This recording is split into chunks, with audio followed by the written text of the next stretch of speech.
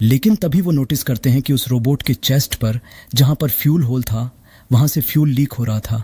अब अचानक से उसमें आग लग जाती है और एक ब्लास्ट होता है, जिसके बाद से वो लड़की वहां से बहुत दूर जाकर गिर गई थी। बाद में असाही और सभी वहां पर पहुंचते हैं तो देखते हैं कि वो लड़की नहीं, असल में एक लड़का है जो कि विग पहने हुए था अपनी आइडेंटिटी छुपाने के लिए। उन्हें लगता है कि ये कोई पागल है। तभी आई उन्हें पहचानता है कि ये लड़का वही है जो कि उसे बहुत पहले मिला था, जब वह उस प्लांट से डोरा को बचाने के लिए उसे ढूंढ रहा था। इसका नाम हमें स्टैन पता चलता है। अब भले ही यह कितना भी पागल टाइप लगे, लेकिन फिर भी उसकी मदद की इन्हें ज़रूरत है। इसी वजह से असाही दोस्ती का हाथ आगे बढ़ाता है और अपनी टीम में ज्वाइन होने का कहता है। इसके बाद स्टैन उन्हें वहां से सीधा अपनी लेबोरेटरी में ले आया था, जहां पर वह सभी हैरान थे यह देखकर कि एक छोटा बच्चा इतनी ज़्यादा चीज़ें कैसे जानता है। उसकी लेबोरेटरी बहुत ही ज़्यादा हाईटेक थी। यहाँ स्टैन उन्हें कई सारी बातें बताता है, जैसे कि उसके पास एक टीवी टाइप की चीज़ है जिस पर बहुत सारे रेड डॉट और ग्रीन डॉट बने हुए थे। वो पूरे मंथ की रिपोर्ट बताता है, जहाँ पर पहले हम ग्रीन डॉट्स को देखते हैं जो कि असल में स्पिरिट सनस को शो करते हैं। वहाँ पर बहुत सारे ग्रीन डॉट थे, लेकिन धीरे धीरे रेड डॉट की गिनती बढ़ते जा रही थी। ये देखकर वो समझ जाते हैं कि जो डिस्ट्रॉयर्स हैं वो उन सनर पर हमला कर रहे हैं जिन्होंने अपने स्पिरिट्स को अवेकन कर लिया, जिससे कि वह उनकी पावर को छीन सके। इस पर स्टैन कहता है कि बिल्कुल उन लोगों ने बिल्कुल सही पहचाना। स्टैन बताता है कि उसने एक और चीज़ नोटिस की थी। अभी कुछ टाइम पहले ही एक दिन अचानक से बहुत सारी स्पिरिट एक साथ अवेकन हुई थी। अवेक मतलब उनकी पावर एक साथ एक्टिवेट हुई थी। असाई ये चीज़ सुनकर थोड़ा हैरान था। वह बताता है कि उसी सेम डेट पर डोरा समन हुई थी, मतलब असाई डोरा से पहली बार जब मिला था। स्टैन समझ जाता है कि डोरा में कुछ तो खास बात है। वो डोरा से पूछता है कि आखिर उसका पास्ट क्या है, जिस पर जब डोरा अपने पा को याद करती है तो अचानक से फिर से उसके सर में दर्द होने लगता है। लेकिन फिर स्टैन उसे चुप करा देता है और कहता है कि कोई बात नहीं, बाद में फिर कभी इसके बारे में बता देना। इसके बाद अब वो लोग वहां से सीधा ही हार्लोन के मेंशन की तरफ चले गए थे, क्योंकि स्टैन ने अपने डिवाइस में चेक किया था कि पिछली रात के अटैक के पहले मेंशन के अंदर बहुत सारी स्पिरिट थी और वहां के खतरे को देखते हुए ज़्यादा डिस्ट्रॉयर वहां पर आए थे। अभी स्टैन को ये तो पता है कि वहां पर कितने डिस्ट्रॉयर आए थे, लेकिन उसे ज़्यादा इन्फॉर्मेशन नहीं पता कि आखिर वो कौन कौन थे। इसीलिए वो सारी इन्फॉर्मेशन लेने के लिए यहाँ पर मेंशन की तरफ आया था। यहाँ पर आने के बाद सबसे पहले तो वह अपने एक डिवाइस से आसपास की पूरी जगह को स्कैन करता है और स्कैनिंग के बाद उसे एक कैमरा दिखता है, जिसे रीस्कैन करने के बाद उसे बहुत सारी इन्फॉर्मेशन मिल जाती है, जिसके बाद वो वहाँ पर हवा में एक लाइट रिलीज़ करता है, जिसकी वजह से जब जब जो भी डिस्ट्रॉयर वहाँ से निकलता है उसका एक होलोग्राम रेडी होता है। पहला वाला होलोग्राम यहाँ पर उस पहले वाले डिस्ट्रॉयर का था। हमें जानने को मिलता है कि असल में वो अर्थ सनर है, लेकिन वो पोर्टल से इसीलिए आया क्योंकि कोई भी उसे देख ना पाए और वो सीधा वहाँ आकर डायरेक्ट अटैक कर सके मेंशन के ऊपर। साइड पर वो पोर्टल बनाने में किसी डायमेंशन सनर ने उसकी हेल्प की थी। इसके बाद जब वो लाइट इधर उधर घुमाता है तो एक और डिस्ट्रॉयर सामने आता है। वो बताता है कि ये एक एलिमेंटल सनर है। ये गर्ल वही थी जिसके पास वो गन्स थी। अब वो फिर से लाइट घुमाता है तो उसके बाद मियाओ का भाई सामने आता है। वो बताता है कि इसका नाम क्रो है और ये एनिमल सनर है। मियाओ कह रही थी कि कहीं ऐसा तो नहीं इसका ब्रेन वॉश किया गया हो, वरना मेरा भाई बुरा नहीं था, पर अब ये राज तो शायद फ्यूचर में ही खुल सकता है। इसके बाद अब स्टैन असाही से पूछने लगता है कि वह बेहोश हुआ था तो उसके बाद क्या हुआ, जिस पर असाही बताता है कि वह किसी दूसरी दुनिया में जाकर कैद हो गया था। अब तभी स्टैन होलोग्राम को उसी जगह पर लेकर आता है जहां पर असाही बेहोश हुआ था। हमें जानने को मिलता है कि यह कोई मिस्टीरियस आदमी था जिसे हम पहले देख चुके हैं, पर स्टैन बताता है कि यह माइंड कंट्रोल करना जानता है। अब स्टैन दूसरी तरफ लाइट करता है तो वहां पर एक मिस्टीरियस लड़की आती है जिसने हाना के गले पर वो कट लगाया था। स्टैन बताता है कि इसे शैडो कहते हैं क्योंकि यह शैडो से छुपते हुए हमला करती है। इसके बाद अब वो मेंशन की तरफ लाइट करता है जहां ऊपर लास्ट 7th डिस्ट्रॉयर सामने आता है, जो कि वही ग्रिम रीपर वाला था। स्टैन बताता है कि इसके पास स्पेशल पावर है, ये किसी भी स्पिरिट को एब्जॉर्ब कर सकता है और इसी ने हार्लन को भी मारा था। अब इसके बाद स्टैन वहां से आगे बढ़ता और एक गड्ढे की तरफ जाता है। वह बताता है कि ये गड्ढा उस डायमेंशन सनर की वजह से हुआ क्योंकि उसने यहाँ से आधी बिल्डिंग को ही किसी और जगह पर टेलीपोर्ट कर दिया है। ये सुनकर सभी हैरान थे। जब वो उस गड्ढे के नीचे आते हैं तो यहाँ स्टैन अपने होलोग्राम पावर से पिछली रात के पहले की जगह को होलोग्राम के थ्रू इन्हें बताता है, जहाँ पर ये लोग देखते हैं कि बहुत सारी स्पिरिट्स बोतल में बंद थीं। असल में ये लोग वॉचर्स हैं इसी वजह से इनके पास बहुत पावर है और इन्होंने सभी स्पिरिट्स को बंद करके रखा हुआ था जिससे कि कोई भी खतरा ना आए। और सभी डिस्ट्रॉयर्स इस स्पिरिट को चुराने के लिए आए थे और वो इसमें कामयाब भी हो गए। स्टैन बताता है कि हार्लन सबसे पावरफुल वॉचर था और अब उसके जाने के बाद उनका ग्रुप बहुत कमज़ोर हो चुका है। वैसे तभी स्टैन को पता चलता है कि जो 7 डिस्ट्रॉयर आए थे उनमें से एक डिस्ट्रॉयर अभी सिटी से कुछ ही दूर पर है और वह अभी अकेला भी है। यह सुनते ही वे सभी फैसला करते हैं कि वो उससे लड़ने जाएंगे क्योंकि वो अकेला है, इसलिए उसे हराना थोड़ा आसान हो सकता है। अब अगले सीन में ये लोग वहाँ से निकल चुके थे। जब वो बस के अंदर थे तो स्टैन असाही से उसके पास्ट के बारे में पूछता है तो वो बताना शुरू करता है कि जब वह 5 साल का था तभी उसके पेरेंट्स चले गए, लेकिन ये सब बताते हुए वो बहुत उदास हो रहा था। इसीलिए डोरा उसे शांत कराती है, लेकिन तभी मियाओ डोरा से पूछने लगती है कि उसका पास्ट क्या है। तो डोरा बताती है कि वो जब भी अपने पास्ट के बारे में सोचती है तो उसका सर दुखने लगता है। इसके बाद स्टैन उसकी पूरी बॉडी को स्कैन करता है और बताता है कि उसकी जो मेमोरीज हैं उन्हें सील कर दिया गया है। यह सुनकर असाही थोड़ा सा हैरान था और कहने लगता है कि क्या उस सील को तोड़ने का कोई तरीका नहीं है, जिस पर स्टैन बताता है कि अभी तो यह पॉसिबल नहीं है। वैसे अब अगले सीन में वो लोग उसी गांव में पहुंच चुके थे जहां से उन्हें वो सिग्नल आ रहा था। यहां पर आकर स्टैन बताता है कि ये गांव कई साल पहले खाली हो चुका था। यहाँ के जो विलेजर्स थे वो सारे मारे जा चुके हैं और उसके बाद से जो भी यहाँ पर आया वो कभी वापस लौट कर नहीं गया। अब जब ये आगे बढ़ते हैं तो इन्हें बहुत सारे रेड फ्लावर्स दिखते हैं जिन्हें देखकर ये थोड़े से हैरान थे, पर उन रेड फ्लावर्स के बीच में एक घर था जहां पर वो एक आदमी को देखते हैं। यह आदमी वही है जो कि हमें कहानी की शुरुआत में दिखाया गया था और इसका नाम असाही पता चलता है, लेकिन इसका असली नाम सिल्वर है। और ये फ्लावर्स असल में उन्हीं गांव वालों के ब्लड की वजह से आए थे जिन्हें सिल्वर ने ख़त्म किया था। अब ये लोग सिल्वर को देखते हैं तो थोड़े हैरान हो जाते हैं क्योंकि इस तरह के एरिया में वो अकेला फूलों की फार्मिंग कर रहा था। ये लोग छुपकर थोड़ी देर उसे देखने का फैसला करते हैं, लेकिन जब सिल्वर कुछ खाने की चीज़ लेकर आता है तो डोरा वहाँ उसके स्मेल से हवा में आ जाती है, जिसकी वजह से अब सिल्वर ने उन्हें देख लिया था। इसीलिए इनके पास सामने आने के अलावा और कोई रास्ता नहीं बचा था। असाही वहाँ पर आकर बताता है कि वो एक स्कूल स्टूडेंट है, इसीलिए वो अपने प्रोजेक्ट के लिए यहाँ इन फूलों के बारे में कुछ जानकारी लेने आए हैं। सिल्वर उसे वेलकम करता है, बिठाता है और चाय भी देता है, जिसे असाही ने छूकर फेंक दिया था। इसके बाद सिल्वर उसे खाने के लिए कुछ चीज़ें लाता है, लेकिन तभी हम देखते हैं कि थोड़ी हवा चलने लगी थी। वो समझ गए थे कि शायद यहाँ पर तूफान आने वाला है। धीरे धीरे हवा थोड़ी तेज़ होती जाती है, जिसके बाद सिल्वर वहाँ से आगे बढ़ता है और फूलों को प्रोटेक्ट करने लगता है क्योंकि ये सभी फूल उसे कावरी की याद दिलाते थे।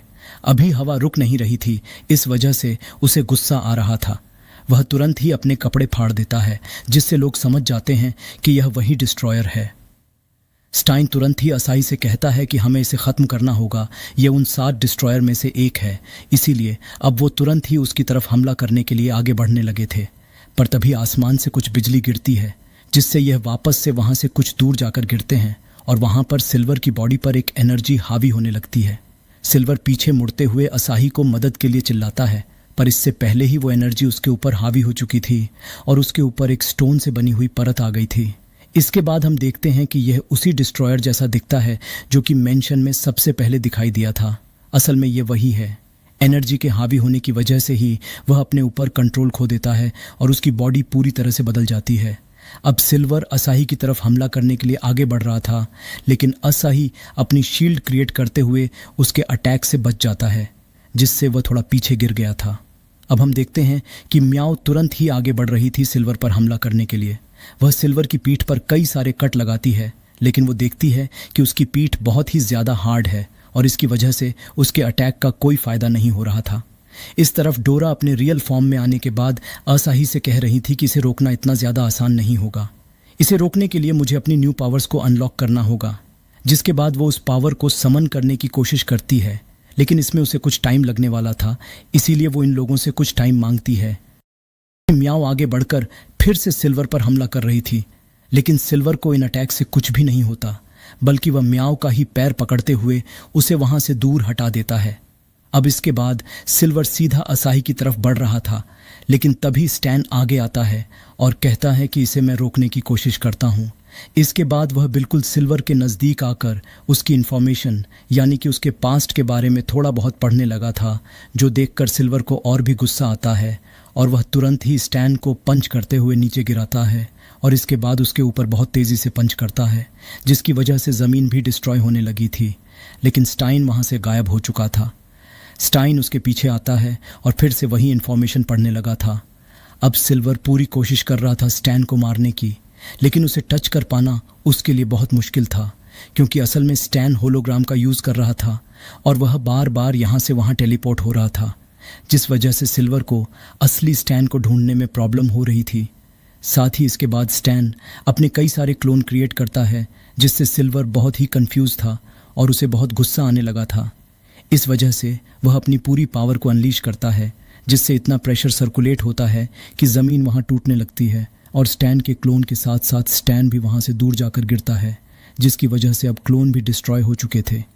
पर अब सही वक्त पर असाही स्टाइन को पकड़ लेता है और सामने एक शील्ड बना लेता है, जिसकी वजह से वह सामने से आते हुए पत्थर उन्हें नहीं लगते। वैसे अब वहाँ की ज़मीन भी उखड़ चुकी थी। इस वजह से ज़मीन के नीचे जो हड्डियाँ गड़ी हुई थीं, मतलब कि उन विलेजर्स की हड्डियाँ जिन्हें सिल्वर ने ख़त्म किया था, वो भी सामने अब दिखने लगी थीं। इन्हें देखते हुए असाही और बाकी सभी को लगता है कि सिल्वर ने ही उन्हें ख़त्म किया है। इसका मतलब वह बहुत बुरा है। इस वजह से उन सभी को और भी ज़्यादा गुस्सा आने लगा था। इस वजह से अभी सिल्वर का वह स्टोन आर्मर पूरी तरह से टूट चुका था। अब ये लोग सिल्वर के पास आते हैं। यहाँ पर असाही कह रहा था कि हमें इसके कोर को डिस्ट्रॉय करते हुए इसे ख़त्म कर देना चाहिए, लेकिन इस पर सिल्वर कहता है कि नहीं, उस मॉन्स्टर को रोकने का सिर्फ यही तरीका है। अगर इस कोर को डिस्ट्रॉय कर दिया गया तो वह मॉन्स्टर बाहर आ जाएगा। तभी वह नोटिस करता है कि उसका जो कोर है उसके ऊपर एक क्रिस्टल लगा है। इसका मतलब वह पहले से ही टूट चुका है। अब अचानक से उस कोर के अंदर से बहुत तेज़ एनर्जी निकलना शुरू होती है और एक बड़ी सी स्पाइक बाहर निकल कर आती है, जिसकी वजह से सिल्वर वहीं मारा जाता है। अब वो जो एनर्जी थी जो सिल्वर की बॉडी पर काबू करती जा रही थी, जिस वजह से सिल्वर ने अपने ऊपर से कंट्रोल खो दिया था और वह मारा गया था। सिल्वर की पूरी बॉडी के आसपास फिर से एक स्टोन आर्मर शुरू हो गया था, जो कि असल में कोई आर्मर नहीं बल्कि वही स्टोन गॉड की पावर्स हैं। सिल्वर पूरी तरह से एक स्टोन मॉन्स्टर में बदल चुका है। दूसरी तरफ वो जो डिस्ट्रॉयर का ग्रुप है, वह यह चीज़ नोटिस करता है कि सिल्वर की एनर्जी गायब हो चुकी है। इसका मतलब उसका कोर नष्ट हो चुका है और उसकी जो शक्ति थी, जो कि शील्ड थी, वह अब मुक्त हो चुकी है। इसका मतलब वह राक्षस बाहर आ चुका है। वह तुरंत ही सिल्वर के पास जाने के लिए निकलते हैं। इस तरफ हम देखते हैं कि सिल्वर को रोकने के लिए असाही क्रिस्टल तलवारों का इस्तेमाल कर रहा था। उसने कई सारी तलवारों का उपयोग किया था, लेकिन उसका कोई भी फायदा नहीं था। दूसरी तरफ स्टैन और मियाओ भी मिलकर हमला करते हैं, लेकिन जब मियाओ अपनी गर्ल फॉर्म में आने के बाद अपनी आध्यात्मिक फॉर्म का इस्तेमाल कर रही थी, तभी वह स्टोन राक्षस उसकी आध्यात्मिक ऊर्जा को रोक देता है और उसे वहां से नीचे फेंक देता है। स्टैन भी थोड़ा विचलित हो चुका था। इस वजह से वह स्टोन राक्षस उसे भी सामने से हटा देता है। अब यहाँ साई उस पर हमला करने के लिए आगे बढ़ रहा था। वह अपनी आध्यात्मिक भाले का इस्तेमाल करता है, लेकिन वह आध्यात्मिक भाला उस स्टोन राक्षस को ज़्यादा प्रभाव नहीं पहुंचा पाता। साई यहाँ पर मल्टी स्पिरिचुअल तलवारों का भी इस्तेमाल कर रहा था, लेकिन उसका कोई भी हमला इतना शक्तिशाली नहीं था कि उस स्टोन राक्षस को चोट पहुंचा पाए। वह स्टोन राक्षस असाई पर ही हमला करके उसे नीचे गिरा देता है और फिर उसकी तरफ आगे बढ़ने लगता है। साथ ही वह यहाँ पर हमला भी करता है, जिस हमले को रोकने के लिए डो आगे आकर एक शील्ड बनाती है। वह शील्ड नष्ट होते जा रही थी, लेकिन वह बार बार वही शील्ड बनाती है जिससे कि वह असाही को बचा सके। दूसरी तरफ असाही, जो कि अब डोरा के स्पिरिट प्रिजन में आ चुका था, वहाँ वह सामने कुछ जंजीरों को देखता है जिन्होंने एक क्रिस्टल को बांध रखा था। वह पहले जंजीर को छूता है तो वह जंजीर गायब हो जाती है।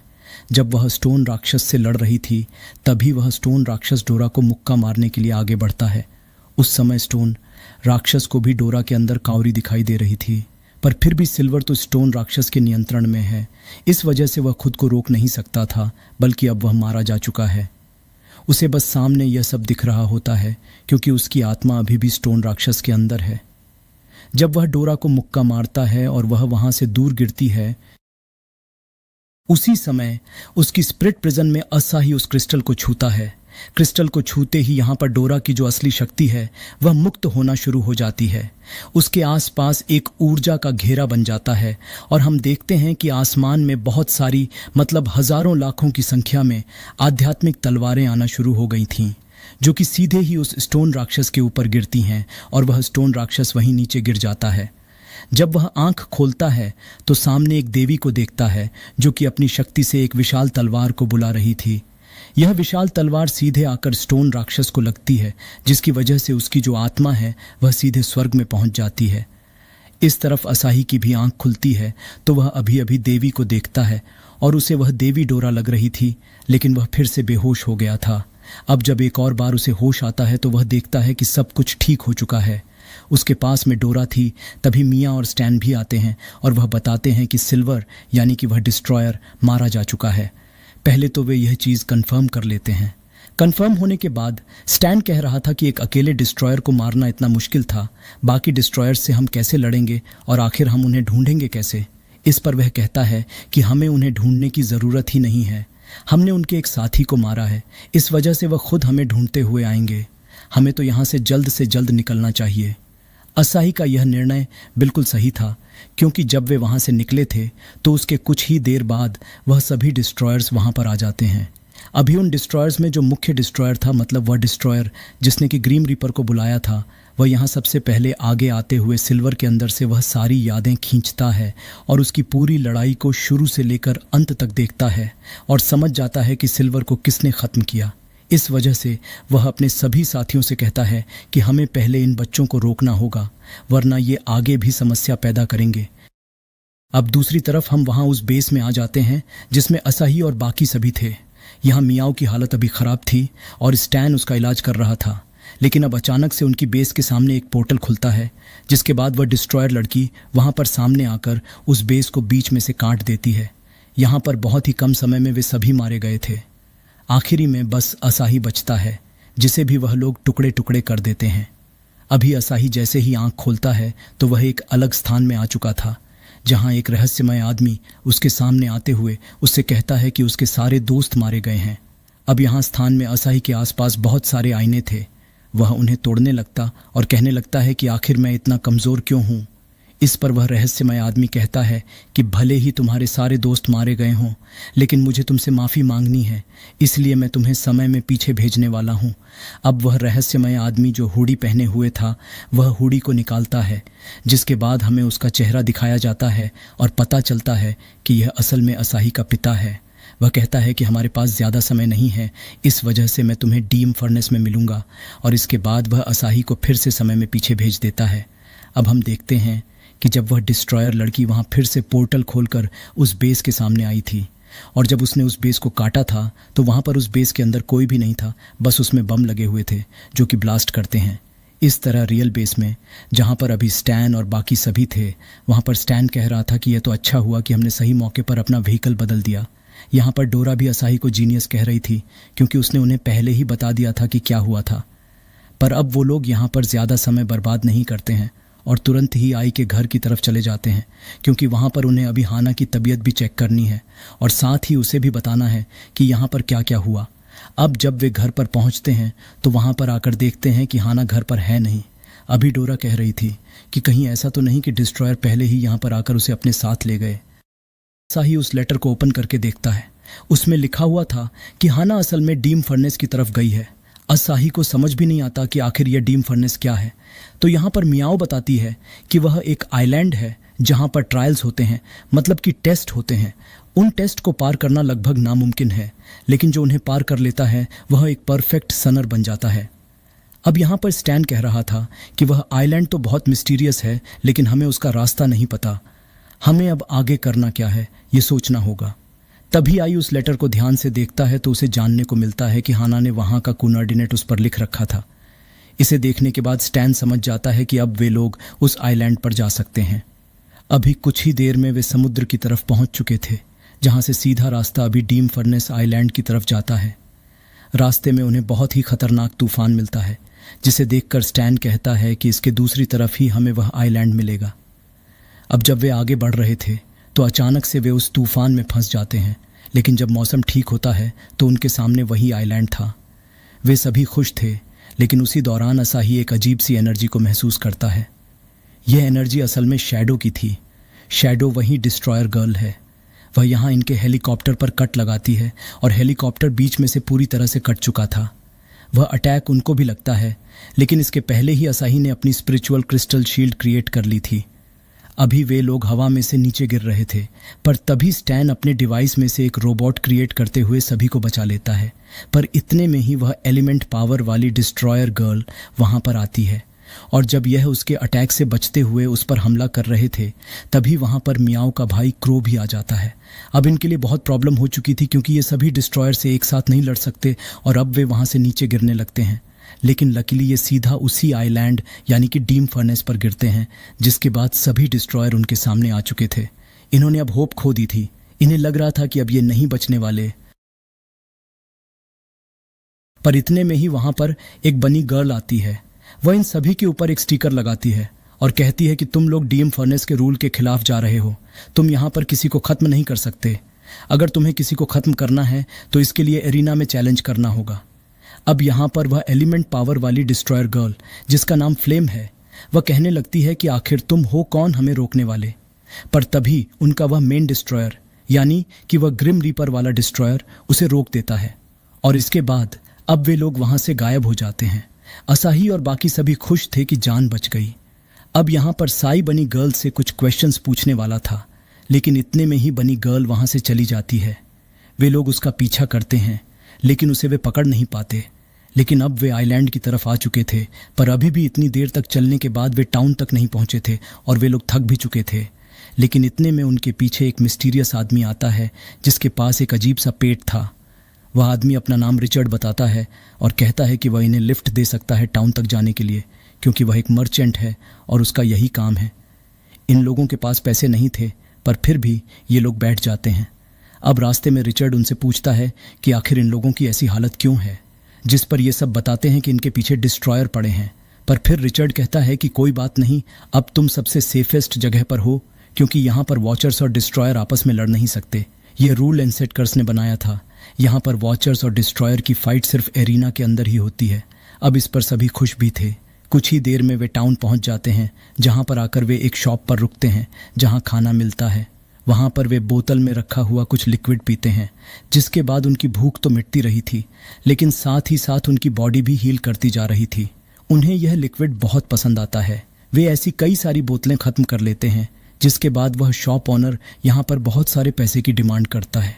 लेकिन रिचर्ड उसे पैसे दे देता है और उनसे कहता है कि ये लोग फ्यूचर में उसे पैसे लौटा दें। सभी रिचर्ड की इस चीज से बहुत खुश थे। कुछ देर में वे एक क्लॉथ शॉप पर जाते हैं, जहां पर वे कुछ अपने लिए कपड़े खरीदते हैं, और वहां का पैसा भी रिचर्ड ही देता है। अभी रिचर्ड उस शॉप ऑनर से कुछ बात कर रहा था और उसकी स्माइल देखकर लग नहीं रहा था कि वह कोई अच्छा बंदा है। इसके बाद अब वे वहां डीम फर्नेस की मेन पैलेस की तरफ पहुंच चुके थे। असल में वह एरिना है। अब ये कुछ स्टेप्स चढ़कर ऊपर आते हैं तो इन्हें जानने को मिलता है कि यहाँ एरिना के अंदर आने के लिए 4 गेट्स हैं, और 4 गेट्स इसीलिए हैं क्योंकि एरिना में एंटर करने के लिए क्वालिफिकेशन की ज़रूरत पड़ती है।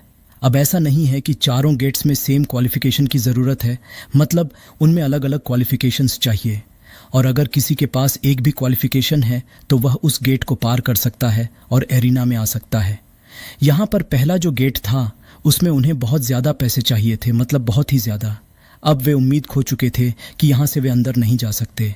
तभी स्टन अपना कार्ड निकालता है और पैसे देते हुए खुद अंदर चला जाता है।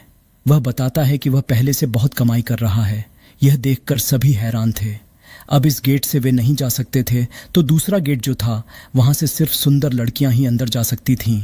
इसीलिए डोरा तुरंत ही अपनी रियल फॉर्म में आती है, जिसके बाद उसे एंट्री ना मिले ऐसा हो ही नहीं सकता था, बल्कि वह तो यहाँ पर असाही को भी अंदर ले आती है और कोई भी उसे रोकता तक नहीं।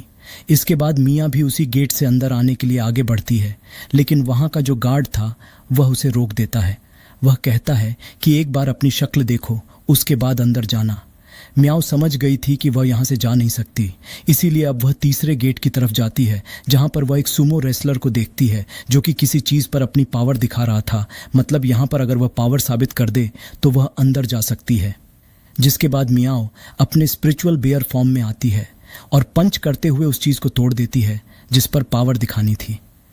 इसके बाद उसे भी अंदर की तरफ एंट्री मिल गई थी। अब सिर्फ रिचर्ड बचा हुआ था। वह चौथे गेट से एंटर करता है। जब वह अंदर आता है तो आई उससे पूछता है कि चौथा गेट किस चीज का था, तो वह बताता है कि वहां से कोई फेमस पर्सन ही अंदर आ सकता है। यह सुनकर असाही शॉक्ड था। वह पूछता है कि तुम फेमस हो तो तुम करते क्या हो, लेकिन रिचर्ड यहां पर उन्हें कुछ बताता नहीं। वैसे असल में वह एक क्रिमिनल है।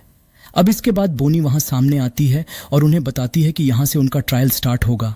यहाँ पर बहुत सारे फ्लोर्स हैं, करीबन 200 फ्लोर्स, और जो 20 फ्लोर्स हैं वे बेसिक हैं, मतलब वे नॉर्मल फ्लोर्स हैं। लेकिन तभी वहाँ खड़ा एक सनर कहता है कि वह पिछली बार आया था और सिर्फ 5th फ्लोर तक पहुँच पाया। दूसरा कहता है कि वह तो 3rd फ्लोर पर ही आउट हो गया था। यहाँ पर रिचर्ड भी बताता है कि वह 9th फ्लोर तक पहुँच गया था, लेकिन उसके बाद वह आउट हो गया। अब इन लोगों को बोनी बताती है कि 10th फ्लोर पर एक चेक पॉइंट होता है, जहां तक अगर वह पहुंच जाए तो अपनी एनर्जी वहीं से कंटिन्यू कर सकते हैं। इसके बाद अब वे लोग आगे बढ़ना शुरू करते हैं। यहाँ पर उन्हें जानने को मिलता है कि हाना असल में 11th फ्लोर तक ऑलरेडी पहुंच चुकी है, क्योंकि उसने यह जर्नी पहले ही शुरू कर दी थी और वह इस बार की सबसे कमाल की कंटेस्टेंट है। असाही और बाकी सभी भी उसे देखकर मोटिवेट हो रहे थे और कह रहे थे कि वे भी अपनी पूरी मेहनत करेंगे। अब पहला फ्लोर जो था वह रेस्ट के लिए था। वहां पर एक बहुत ही शानदार होटल था। उन्हें कहा जाता है कि वह आराम से आज की रात यहाँ पर रुकें और आराम करें, क्योंकि वे बहुत दूर से आए हैं और उसके बाद उनकी जर्नी आगे स्टार्ट होगी। अब वे सभी सो गए थे, लेकिन रात के टाइम हम देखते हैं कि अचानक से उनका जो कमरा है वह श्रिंक करना शुरू कर देता है। कमरे अलग अलग टाइप के थे, तो यहाँ पर हम असाही को देखते हैं जिसका कमरा श्रिंक हो रहा था और उसमें बहुत नुकीली कीलें लगी हुई थीं, जो कि आई को अगर टच करती तो शायद वह मारा जाता। उसके कमरे में अभी डोरा भी थी। वे दोनों डर गए थे। डोरा यहाँ पर अपने क्लेवर्स का इस्तेमाल करते हुए उस गेट को काटने की कोशिश करती है, जो कि बना तो लकड़ी से था, मगर वह कटता नहीं। इन्हें समझ में नहीं आ रहा था कि ये क्या करें, पर लास्ट मोमेंट पर असाही स्केलेटन कीज का इस्तेमाल करता और वे बाहर आ गए थे। लेकिन वे यह भी समझ रहे थे कि बाकी सभी के ऊपर भी यही खतरा आया होगा। इस वजह से वह सभी के गेट्स जाकर खोलने लगते हैं, पर किसी भी गेट को बाहर से खोल पाना नामुमकिन था। तभी जब वह मियाओ के गेट के बाहर पहुंचते हैं तो वे देखते हैं कि उसके कमरे से एक अजीब सा कॉकरोच गेट के नीचे से बाहर आ रहा है।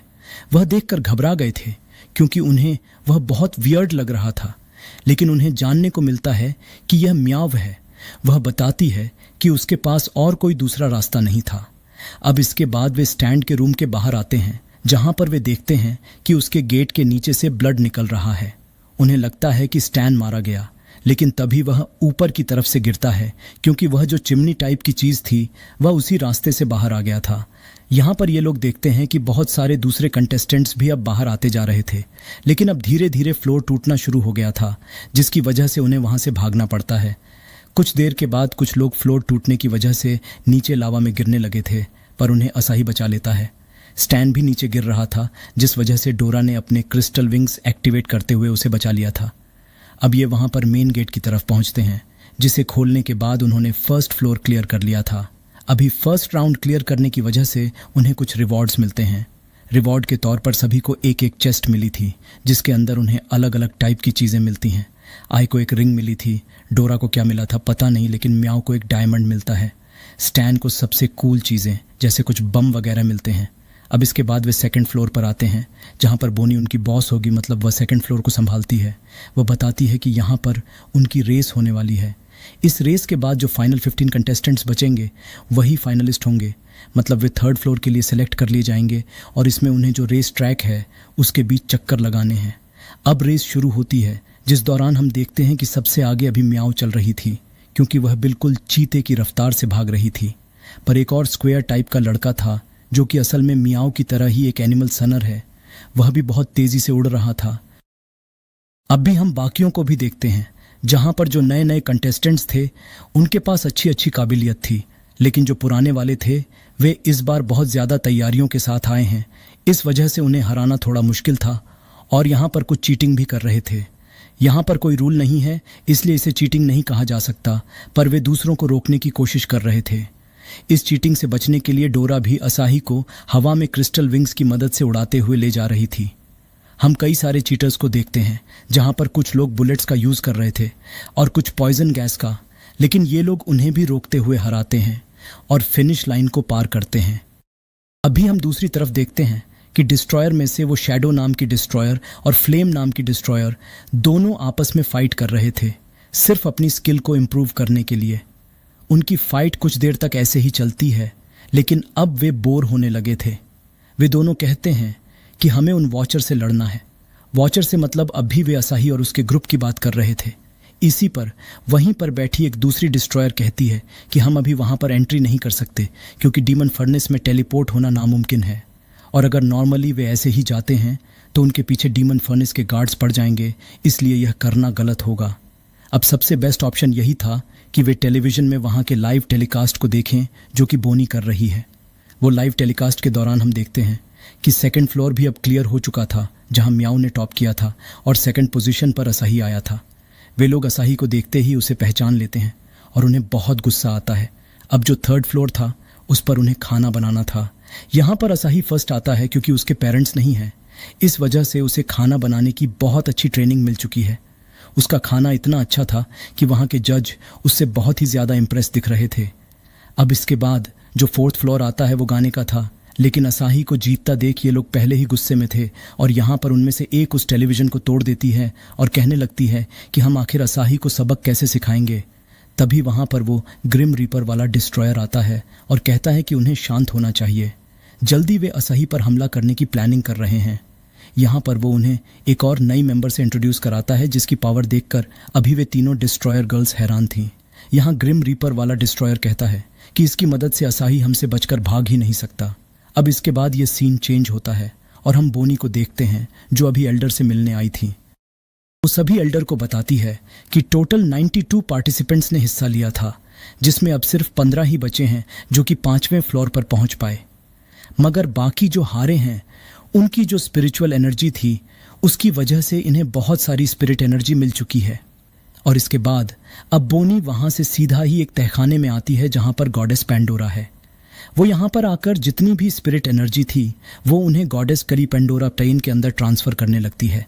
लेकिन इसी के साथ ये सीजन और यह पार्ट यहीं पर खत्म होता है। तो वीडियो अच्छी लगी हो तो चैनल सब्सक्राइब करके बेल आइकॉन दबा दें और कमेंट्स में हमें बताएं कि आपको ये एपिसोड कैसा लगा।